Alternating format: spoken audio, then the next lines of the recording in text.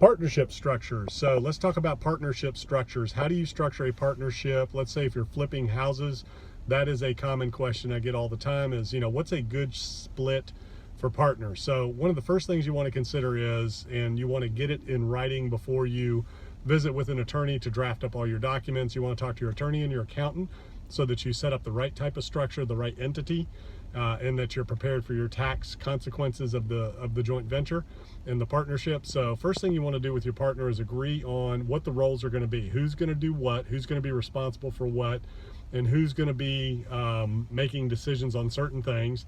How are you going to decide on which property you're going to buy? How are you going to decide on how much you're going to spend on it for the repairs, the rehab? And how are you going to decide who gets to list the house for sale and how much you're going to sell it for, those types of things. So you want to make sure you decide on all that, decide on who's going to do the work, what are the responsibilities. If one of the partners is actually working on the job site, physically doing the work, are you going to be compensated for your time, which you should be?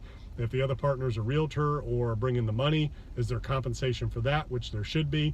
So you want to keep everything equal, or everybody is compensated for their time and the value of their investment and contribution they're bringing to the table. If you're outsourcing everything, if you're hiring a general contractor to do the work for you, if you're hiring a realtor to do the real estate side, and you're just literally capital contributors, then you can keep it simple and it's just a return on the capital after the capital is returned. And then that can be pari passu, meaning whatever value of cash you put into the deal and the other person puts into the deal, you split the profits accordingly. So if it's 50-50, 50-50, if somebody puts up 40%, you put up 60, it's 40-60.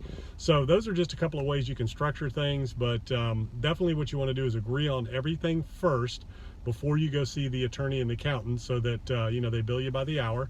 So you want to make sure you've got all the little things agreed on, and then they can put together your partnership agreement and draft the operating agreement and get all the details down in writing for that partnership and for the tax consequences, things like that. And by the way, everything is negotiable.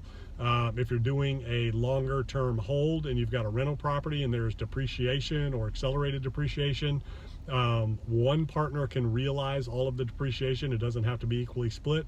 There's a lot of different ways you can split up the deal, split up the opportunity, and things like that to make the partnership work. So just make sure you agree on all of the little things first, then go see the professionals to help you think about everything that you didn't think about and get everything down in writing before you take down your first property.